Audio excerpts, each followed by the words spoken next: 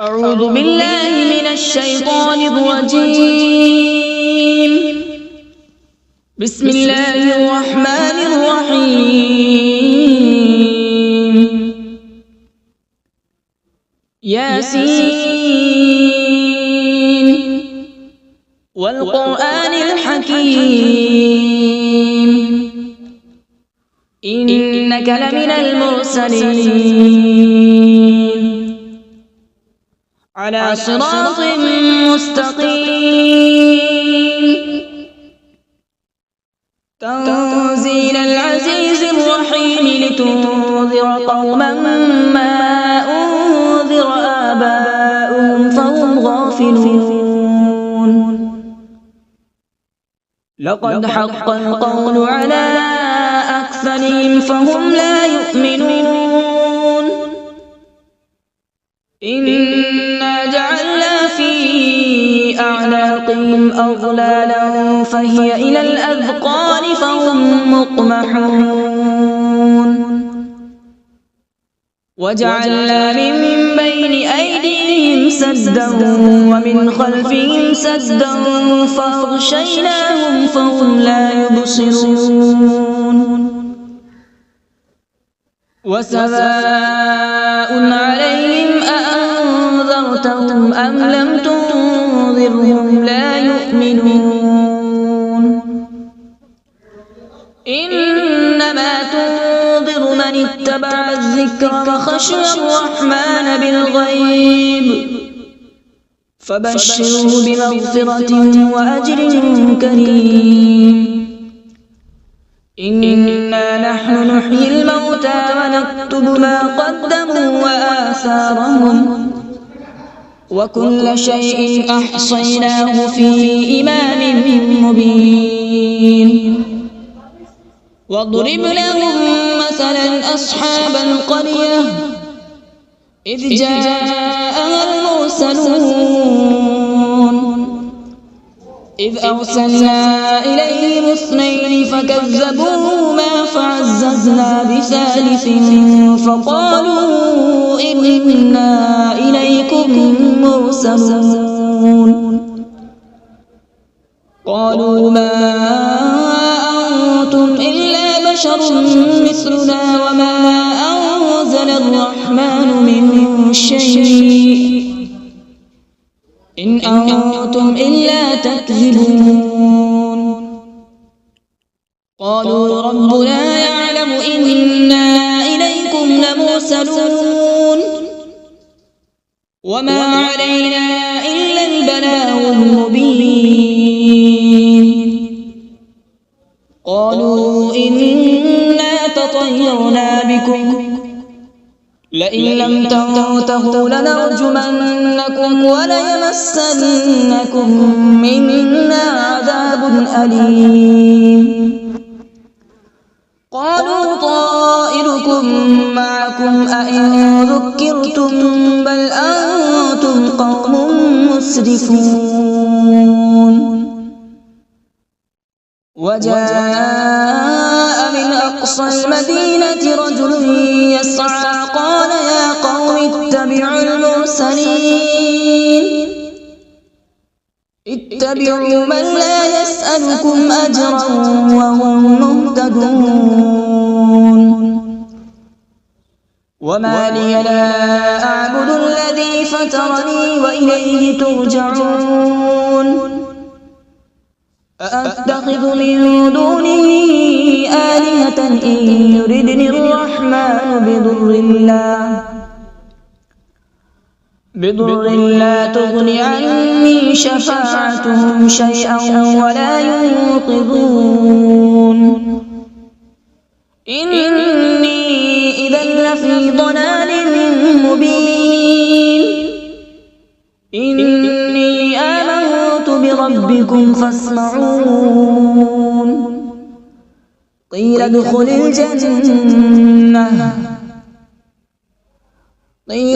الجنة قال يا ليت قومي يعلمون. بما غفر لي ربي وجعلني من المكرمين. وما أنزلنا على من بعده من جود من السماء وما كنا منزلين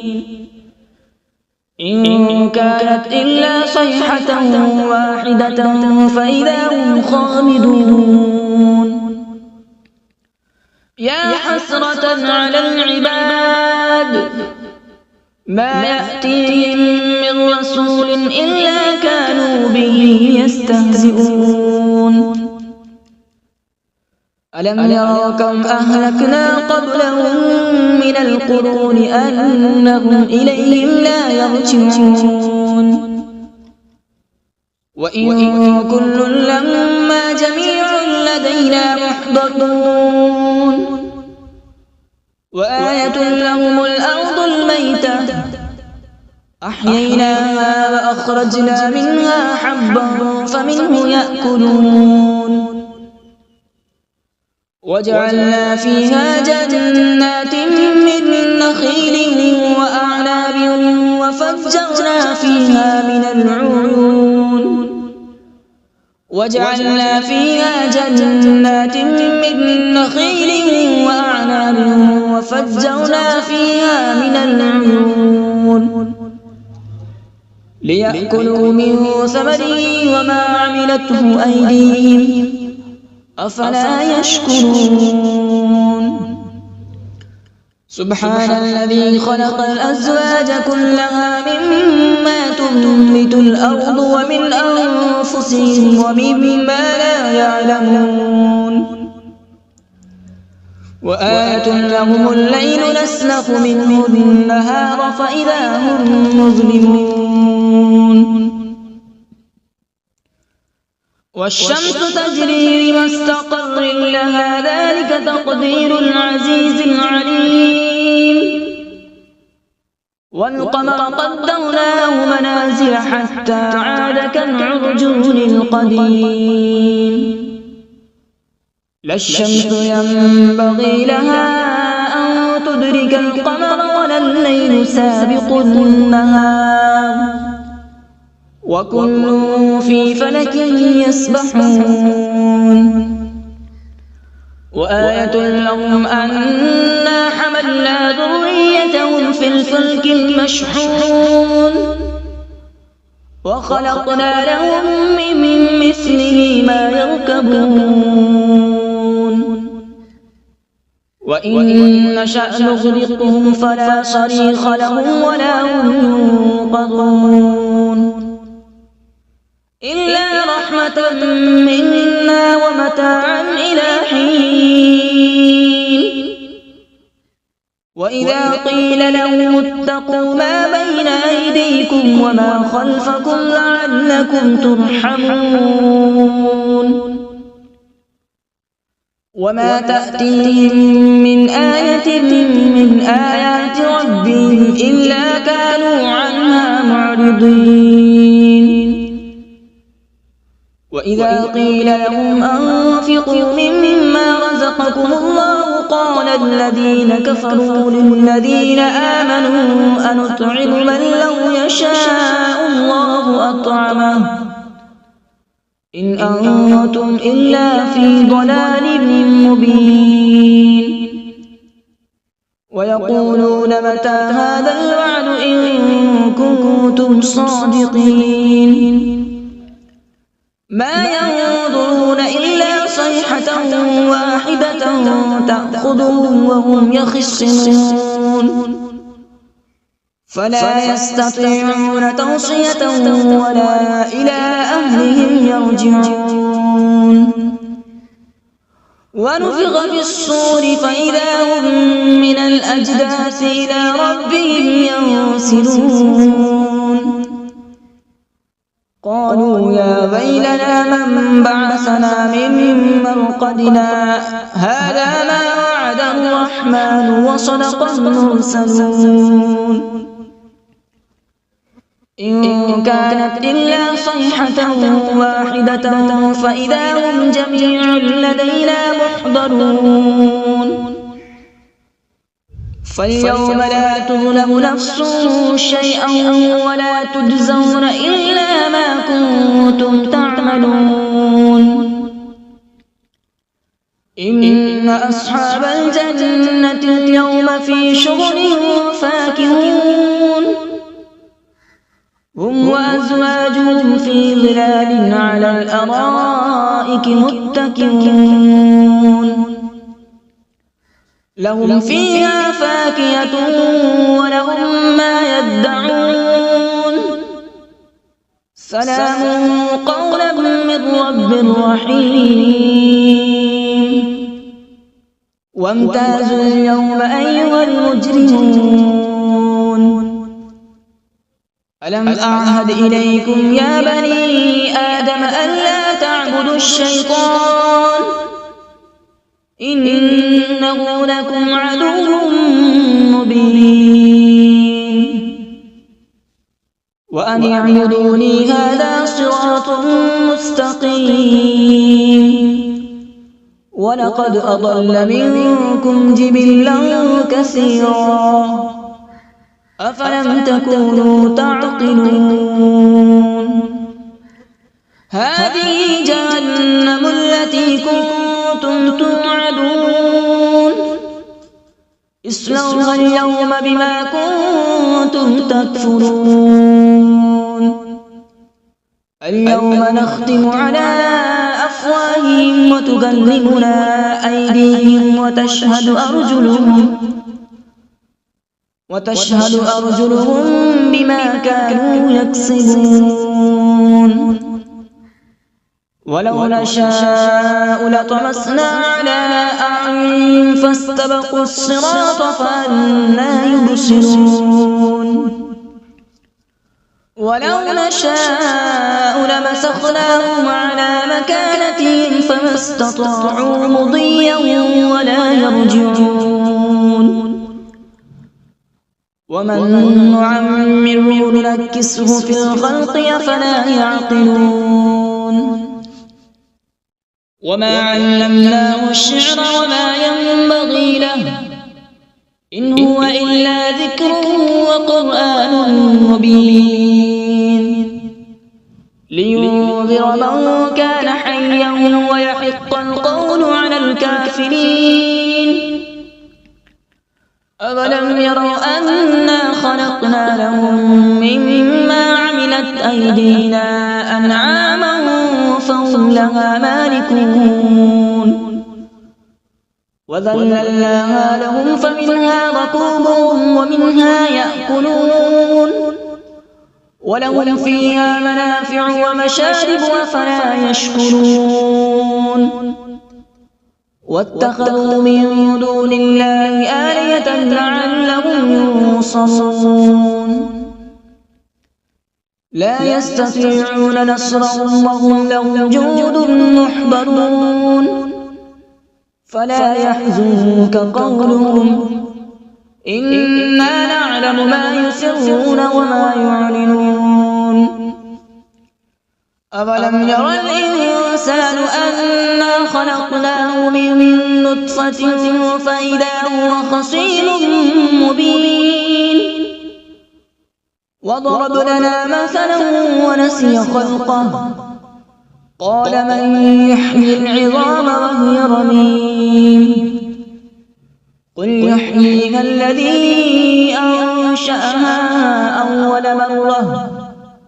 وهو بكل خلق عليم الذي جعل لكم من الشجر الأخضر نارا فإذا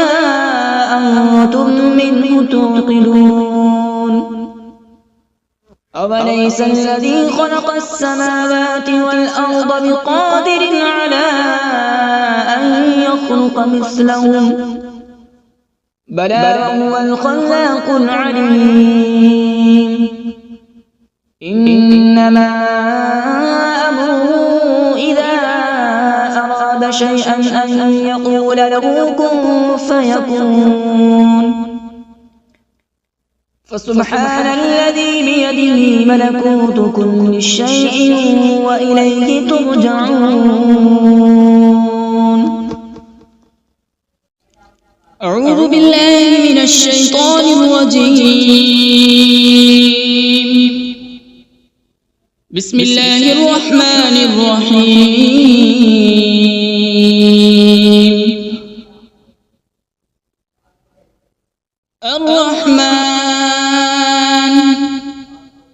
علم القرآن خلق الإنسان علمه البيان الشمس والقمر بحسبان والنجم والشجر يسجدان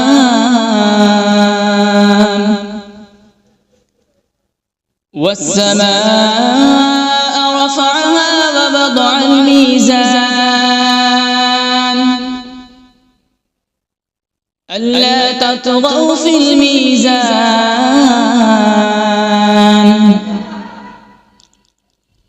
وأقيموا الوزن بالقسط ولا تخسروا الميزان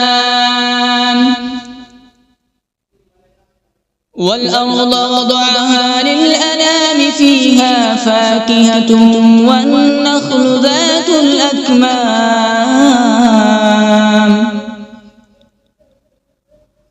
والحب ذو العصف والريحان فبأي آلاء ربكما تكذبان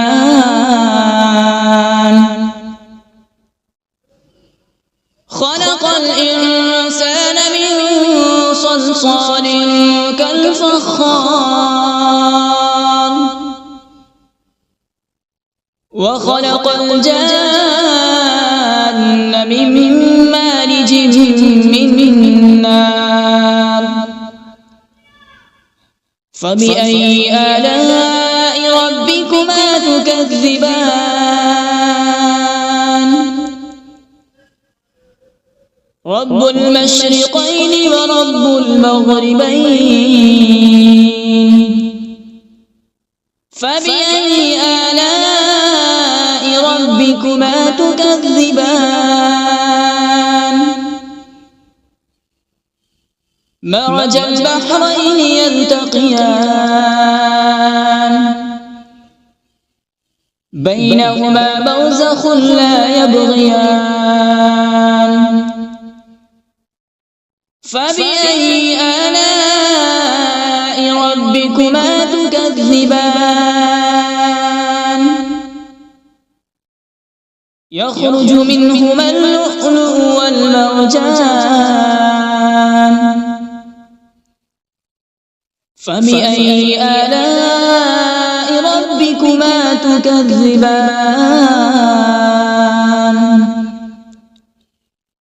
وله الجوار المنشآت في البحر كالأعلام فبأي آلاء ربكما تكذبان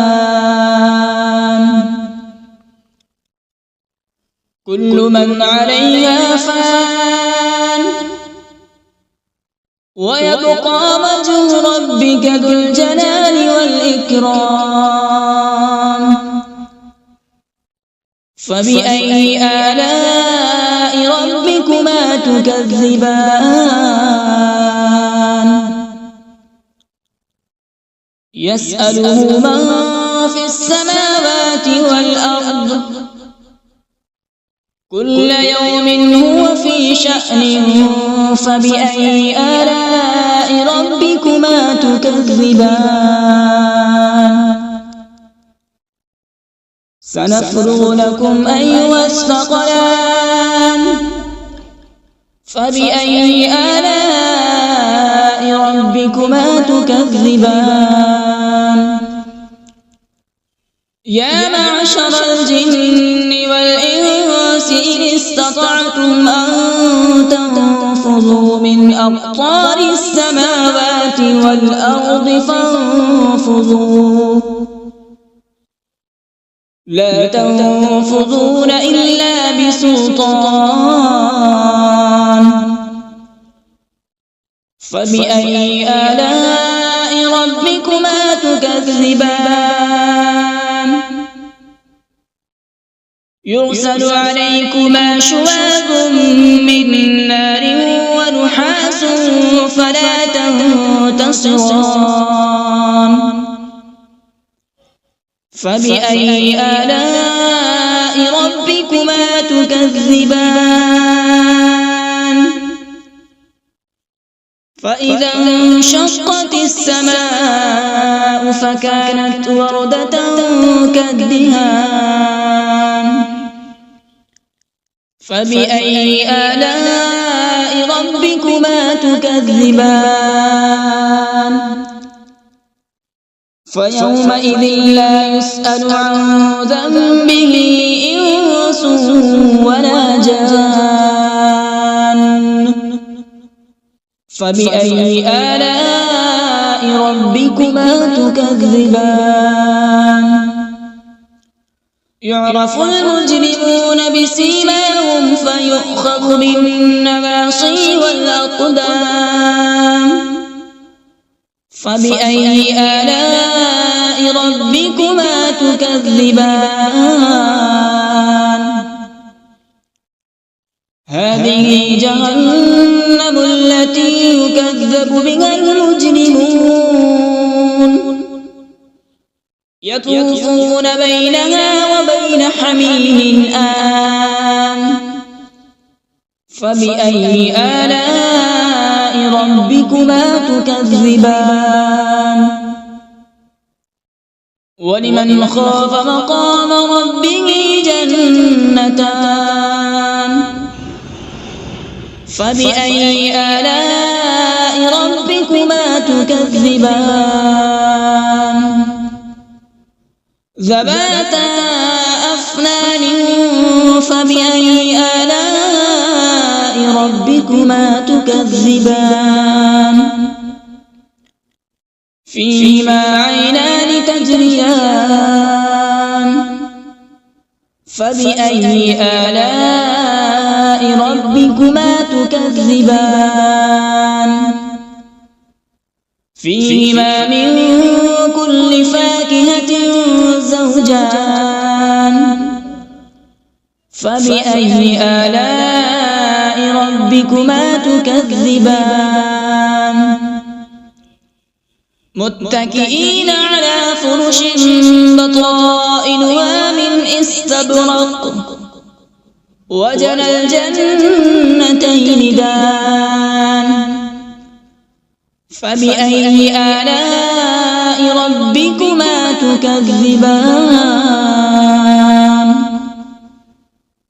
فيهن قاصرات الطرف لم يطمثهن إنس قبلهم ولا جان فبأي آلاء ربكما تكذبان كأنهن الياقوت والمرجان فبأي آلاء ربكما تكذبان هل جزاء الإحسان إلا الإحسان فبأي آلاء ربكما تكذبان ومن دونهما جنتان فبأي آلاء ربكما تكذبان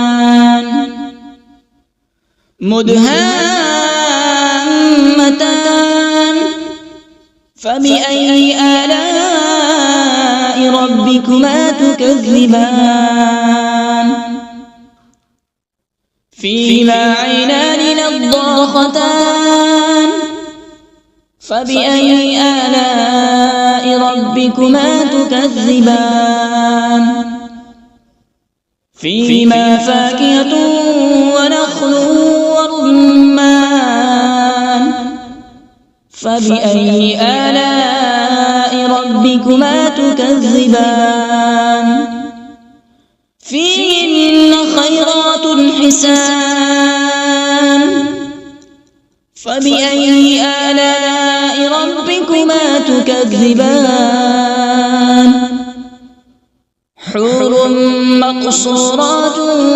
في الخيام فبأي آلاء ربكما تكذبان لم يطمثهن إنس قبلهم ولا جان فبأي آلاء ربكما تكذبان متكئين على رفرف خضر وعبقري حسان فبأي آلاء ربكما تكذبان تبارك اسم ربك ذي الجلال والإكرام بسم الله الرحمن الرحيم تبارك الذي بيده الملك وهو على كل شيء قدير الذي خلق الموت والحياة ليبلوكم أيكم أحسن عملا وهو العزيز الغفور الذي خلق 7 سماوات طباقا ما ترى في خلق الرحمن من تفاوت فارجع البصر هل ترى من فطور ثم ارجع البصر كرتين ينقلب إليك البصر خاسئا وهو حسير ولقد زينا السماء الدنيا بمصابيح وجعلناها رجوما للشياطين وأعتدنا لهم عذاب السعير وللذين كفروا بربهم عذاب جهنم وبئس المصير إذا ألقوا فيها سمعوا لها شهيقا وهي تفور تكاد تميز من الغيظ كلما ألقي فيها فوج سألهم خزنتها ألم يأتكم نذير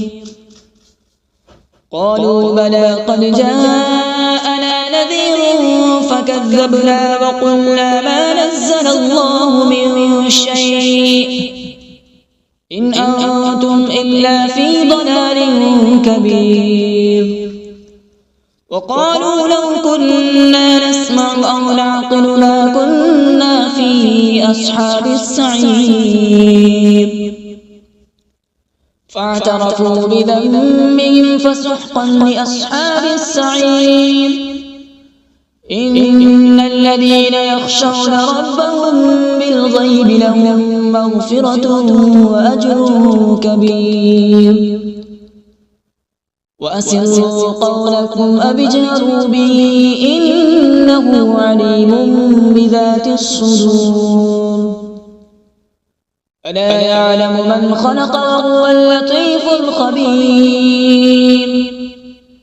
هو الذي جعل لكم الأرض ذلولا فامشوا في مناكبها وكلوا من رزقه وإليه النشور أأمنتم من في السماء أن يخسف بكم الأرض فإذا هي تمور أم أمنتم